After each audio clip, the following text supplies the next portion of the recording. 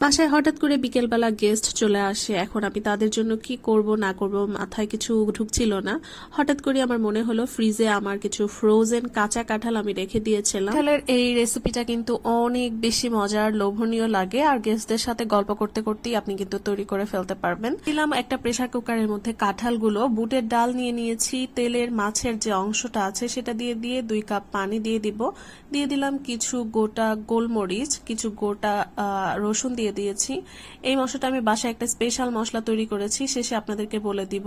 কিছু পরিমাণে হলুদ, মরিচের গুঁড়ো দিয়ে এরপরে একটু নাড়াচাড়া করে সবগুলো উপকরণকে ভালোভাবে মিশিয়ে এটা একদম প্রেসারে দিতে দিয়ে দিই। ওই যে একটা স্পেশাল মশলা দিলাম, ওই মশলাটার মধ্যে ছিল মূলত এলাচ, দারচিনি, গোটা ধনিয়া, জিরা এবং শুকনা মরিচ আমি গুঁড়া করে এই মশলাটা আমি বাসায় বানিয়ে রাখি।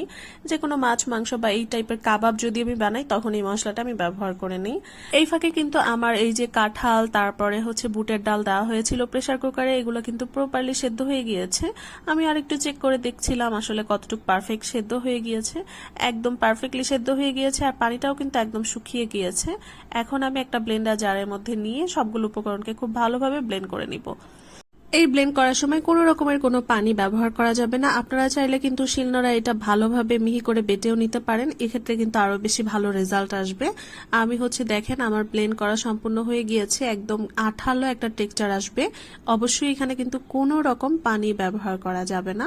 আমার ব্লেন্ড করা হয়ে গিয়েছে, আমি একটা পাত্রের মধ্যে এগুলো একটু আলাদাভাবে নিয়ে নিচ্ছি। কাঁঠালের কিন্তু এই রেসিপিটা আমার কাছে অনেক পছন্দের, এজন্যই কিন্তু আমি ম্যাক্সিমাম সময় কাঁচা কাঁঠাল এভাবে ফ্রোজেন করে রেখে দিই, আর যখন তখন ইচ্ছা এইভাবে বানিয়ে নিই। এখন এখানে কিছু মশলা অ্যাড করছি। প্রথমে বেকিং পাউডার নিয়ে নিয়েছি, তারপরে ওই যে স্পেশাল মশলা যেটা বানিয়েছিলাম সেটা দিয়ে দিয়েছি, লবণ দিলাম, তারপরে দিয়ে দিয়েছি বিট লবণ, একটা ডিম ফেটিয়ে নিলাম, তারপরে দিয়ে দিলাম কিছু পরিমাণে শুকনো মরিচের গুঁড়া, তারপরে টমেটো কেচাপ দিয়ে উপকরণকে এখন খুব ভালোভাবে মেখে নিচ্ছি। এমনিতে আমার কিন্তু পাকা কাঁঠাল একদমই পছন্দ না, কিন্তু কাঁচা কাঁঠালের তরকারি, কোপ্তা আমার কাছে ভীষণ পছন্দের। বিশেষ করে কাঁঠালের বিচি তো আমি আরো অনেক বেশি পছন্দ করি।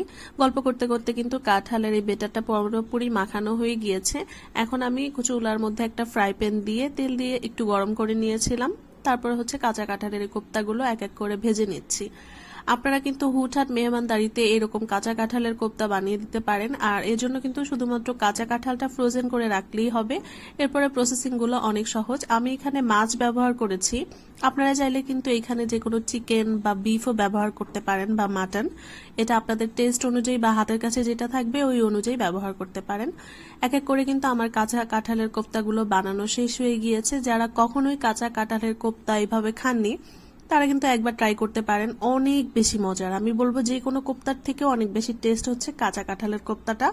এটা আপনি যে কোনো কিছু এইভাবে নর্মালি মেয়োনিজের সাথেও সার্ভ করতে পারেন, সস, কিংবা আপনারা কিন্তু পোলাওয়ের সাথেও কিন্তু এই কাঁচা কাঁঠালটা সার্ভ করতে পারেন। আপনারা কে কে কাঁচা কাঁঠালের কোপ্তা খেয়েছেন অবশ্যই কিন্তু কমেন্টস করে জানাবেন, আর আমার ভিডিও ভালো লাগলে একটা শেয়ার করে দিন। আজকের মতো আল্লাহ হাফেজ সবাইকে।